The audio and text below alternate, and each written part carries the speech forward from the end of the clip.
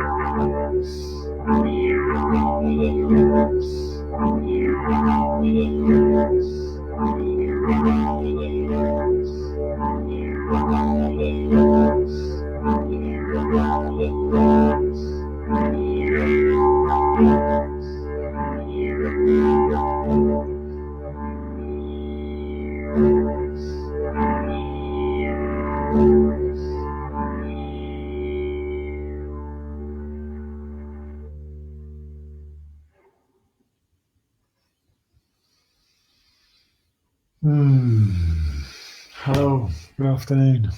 Hey Annie, great to see you there. So I'm trying out a new mic today, so let me know how the sound is, won't you, compared to how it usually is. Yeah, hopefully you can hear me okay. It's been a wild night weather-wise, really strong winds, gale force winds blowing all night. Seas all whipped up. We've even got seaweed stuck on our window, bedroom window. So it's been quite a wild storm. Such a contrast to yesterday. It was so calm. Went for a lovely long swim in the ocean. Yeah, felt really connected to the elements. It was wonderful. And in the night, with the wind, I was woken up. Hey Tara, good to see you. And it was about 4 a.m. I went out to see the moon. Just the first light of day in the eastern horizon. And the moon was, just after full, and Jupiter was real close to it as well. I love seeing, hey Laura, I love seeing those planets. It brings me back to the wonder I experienced as a teenager when my brother started getting into astronomy, and he one day brought home this amazing brass telescope that had been sitting in a storeroom at his school for years and no one had touched it. Like, oh, you can use that if you want. So he brought home this amazing brass telescope with a beautiful mahogany tripod. It was such a work of art, really, really beautiful, beautifully crafted instrument. And yeah, he said about exploring the heavens. And one day he came in and said, "Okay, come and have a look at this." And he showed me the moons of Jupiter. So when you look through a telescope, you can see there's 4 moons that you can see. And I was just blown away at seeing this tiny image. You know, it's probably like 2 millimeters wide in the scope. I think that's the planet. That's a giant planet called Jupiter, and it's so tiny. That must mean it's so far away. Oh my God! It started to land in me. You know, the distances that are involved in our solar system and in the cosmos. It just blew my mind. And then later that night, he turned the scope around to Saturn, and I saw the rings of Saturn, and it was the most beautiful object in the heavens. I was just mesmerized. I couldn't get enough of it. Yeah, I kept asking, how do I move this telescope? Because of course everything's moving in the sky. Well, we're moving, so the sky looks like it's moving. Trying to just keep watching this beautiful jewel in the heavens. It was so incredible. Yeah. So this morning, seeing Jupiter and remembering a time when I was a student. I had a summer job, best summer job ever, teaching canoeing in the south of France in the Ardèche Gorge. So it's this beautiful limestone gorge, and we used to take school kids on 2.5 days of canoeing down the gorge. So that was like 2 months of summer, just paddling every day in the warm sun, swimming in the river, eating amazing food. Awesome job. And one night, me and a few other instructors, we stayed out, brought our mattresses out, because at about 2 in the morning, there was a comet that was going to hit Jupiter. Shoemaker-Levy, I think it was called. So what had happened was, the previous year, this comet had come into our solar system, and it had come close enough to Jupiter to be affected by its gravity. So it swung round Jupiter, and as the gravity had affected it, the comet had split into 2 or 3 pieces. So now it's on a much tighter orbit. So this was a year later. It was coming back in, and it was going to collide with Jupiter, hit the atmosphere and whatever. And that was the thing, like, let's watch it in case we get this massive bright burst of something. Of course we didn't. It was just beautiful to watch Jupiter all night. But it just got me thinking, you know how the mind works, 3 and 4 in the morning, it starts going off on tangents. But realizing that if it weren't for Jupiter being such a massive planet with such powerful gravity, then our solar system would be much more impacted by things like comets coming in from deeper space. And without that, there's a potential for the Earth to be hit by a big piece of rock. That's what did for the dinosaurs. So a big piece of rock hit the Earth, caused a massive ash cloud, and 10 years of darkness, they reckon. And those reptiles couldn't survive it, but the mammals could. So that led to the rise of the mammals. And I must say I'm very glad for it, because I love bushwalking and being out in nature. And I think if there was a massive stegosaurus walking around, I wouldn't be so happy to be wandering around in the bush. Yeah, so just thinking about how there's so many unseen things that support us in our lives. From that cosmic scale, to Jupiter cleaning up all the comets and asteroids, so that we don't get affected by them, to all the people in society who do things that we never actually get to see, but we receive the benefit of their work. And it feels like this time has led to an appreciation of key workers, they're called, the people who do a lot of the hard yakka, as they say in Australia, the hard work, just day after day, showing up and doing what they're asked to do. And we all receive the benefit of that. We all receive the benefit of that. Pulled a couple of cards this morning too, just before coming on, from Mary Lunan's cards. And these are the ones that came out today. Patience and support and evolving. And it feels like these are really important qualities at the moment, to have patience for what's unfolding. What's going to come out, I think, from this time will be very unsettling for many. And it will be very revealing as well of the sort of the undercurrents that we haven't been aware of, the ones that don't support us, actually. And a lot of people are going to be needing our support right now. A lot of support. It feels like, when I go down to town to do the shopping, there's a lot of support there, a lot of volunteers and people doing their best for others. And that feels like a wonderful change in society.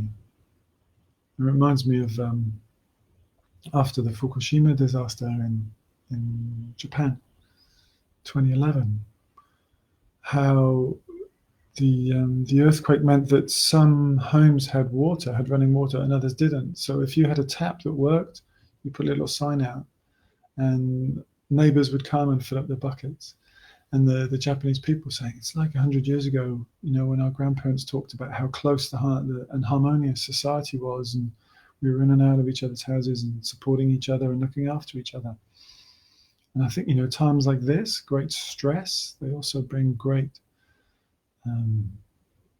compassion and a wonderful open-heartedness.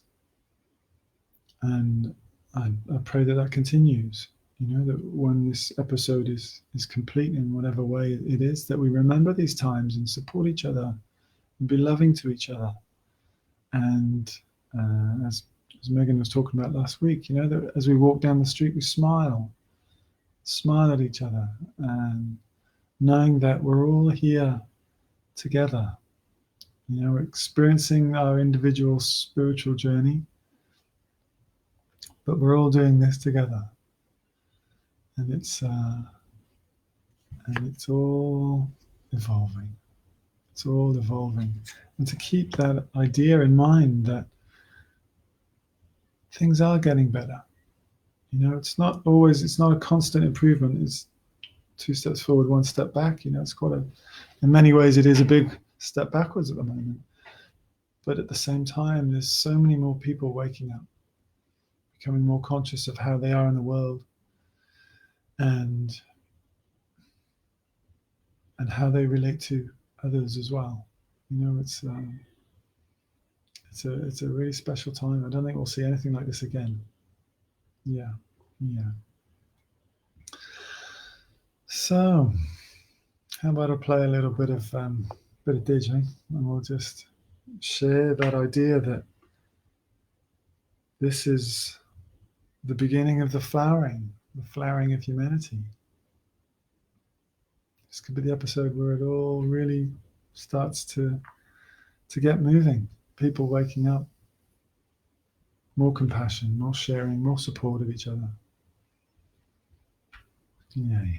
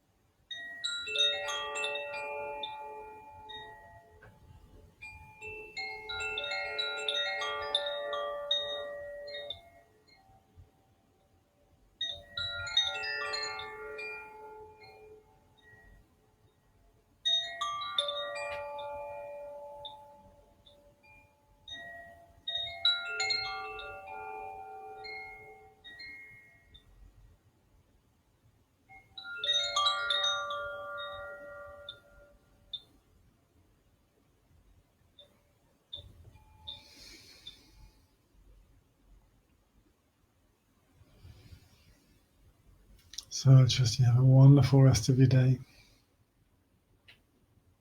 rest of your evening if you're in Australia. Thank you for joining me today.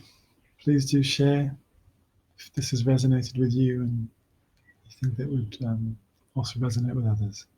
Always grateful when people share.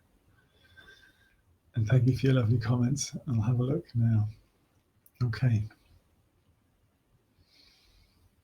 Things are unfolding perfectly. It's my feeling. Okay. Much love to you. See you tomorrow.